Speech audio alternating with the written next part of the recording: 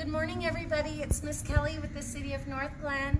I'm glad that you're here with me today for today's story time. We had a little bit of trouble this morning. I have been running around here like a crazy person trying to get our internet going so that we could join you this morning. So we think it's ready and we think we're ready to go.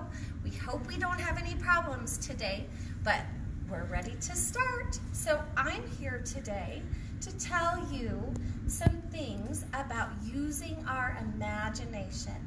We are going to read some books today about using our imagination, and whether that means that you put on your beautiful princess dress and you use your imagination with that, or perhaps you are a knight in shining armor that will just take a minute and ride by.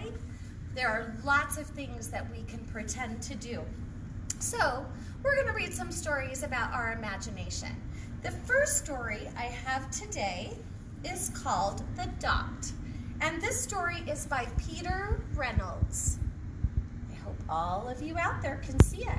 And this story is about a really good way to use your imagination, and it's something that I love to do, and that is to paint. So let's find out about our friend and the dot.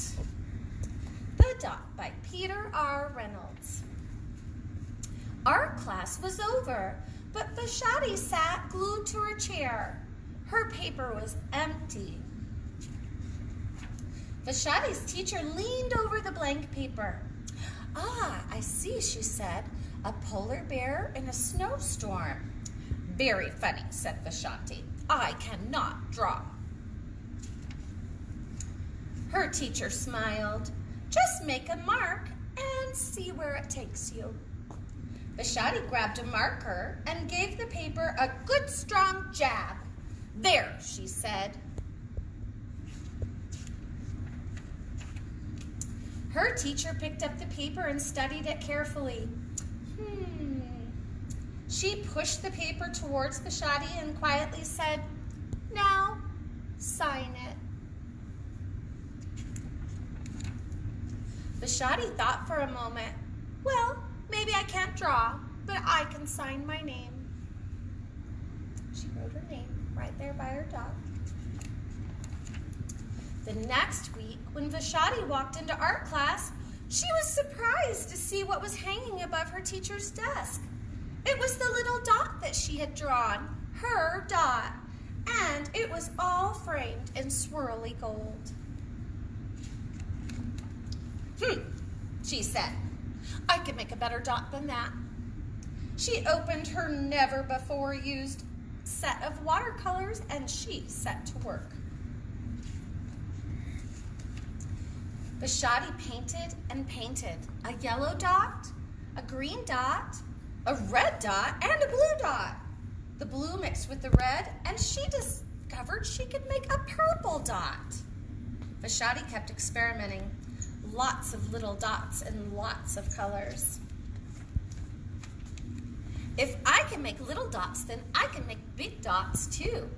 Vashti splashed her colors with a bigger brush on bigger paper and made even bigger dots. Vashti even made a dot by not making a dot at all. She went all the way around. Very creative. At the school art show a few weeks later, Vashti's many dots made a splash. Oh, look at all these beautiful pictures she made.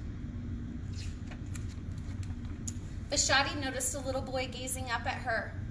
"You're a really great artist. I really wish I could draw," he said. "I bet you can," said Vashti. "Me? Not me. I can't draw a straight line with a ruler." Vashti smiled. She handed the boy a blank piece of paper. "Show me." The boy's pencil shook as he drew his first line. Vashti stared at the boy's squiggle, and then she said, "But I know what it was. Please sign it."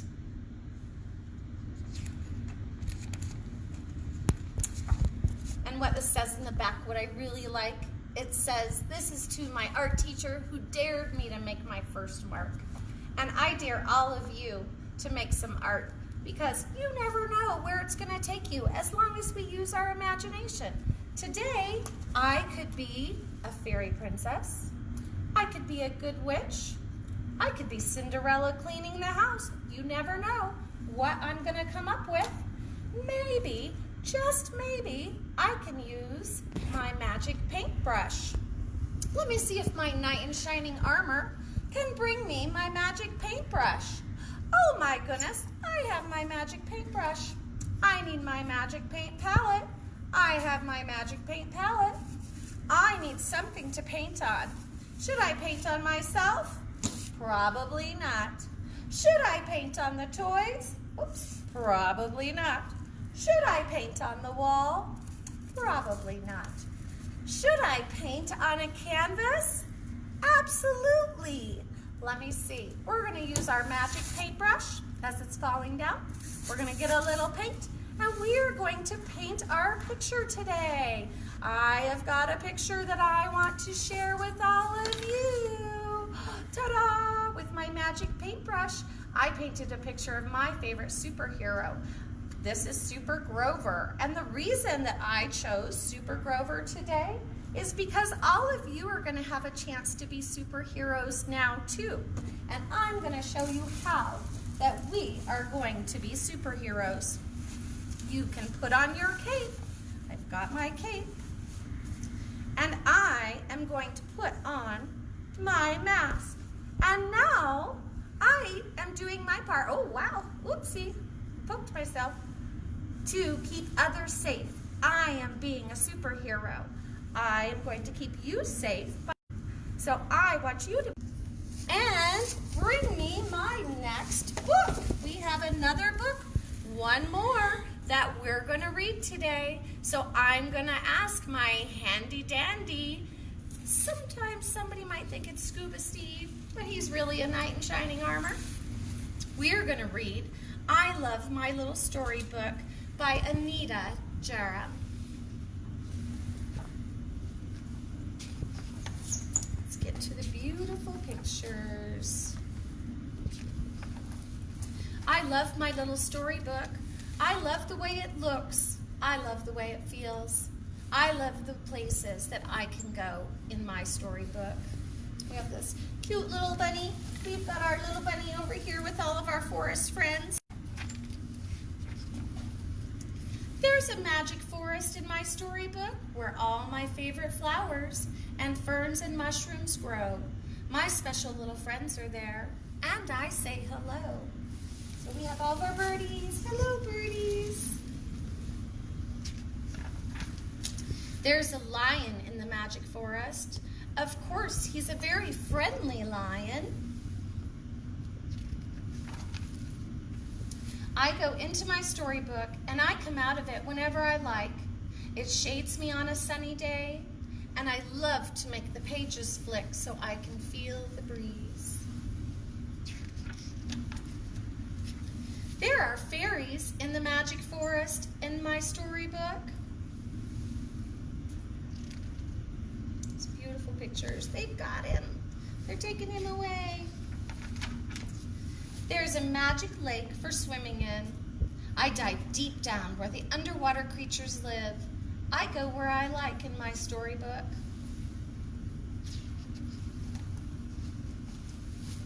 I can jump over my storybook if I want to.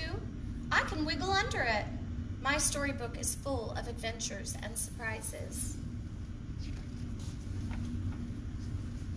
There's a giant in the magic forest in my storybook.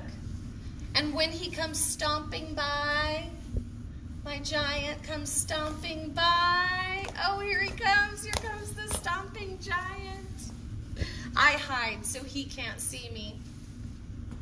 I think he can still see me. That's okay. In the heart of the magic forest, there's a place where Sleeping Beauty lies. She stays asleep until a kiss finds her and gives her a kiss. A prince. A kiss finds her. Oh, silly. Where's my prince? I need my prince. I need my prince. Oh, thank you. I love my little storybook. It makes my wishes come true. The prince came and kissed Sleeping Beauty. I think I was awake. And there was a party in the magic forest. It was the best party ever. Even the gentle lion and the giant came. When I'm tired, I say goodbye to my special friends before I close my storybook. I love my little storybook. It makes me very happy. I love it from the beginning, all the way, right through to the end. And I want to tell all of you how special it has been to have this story time with each of you each week. And I hope to see you again soon sometime. But until then, I want to send out, again, from all of us at the City of North Glen, our hugs. We send our kisses. We send our good wishes. And we ask you to remember to be kind, to care about each other, to take care, to wear your smile behind your mask. Be that superhero. And we can't wait to see you again. Thank you so much for being part of our City of North Glen story time. And I want to say thank you to my assistant today, and we'll see you again soon. Goodbye, everybody. Thank you.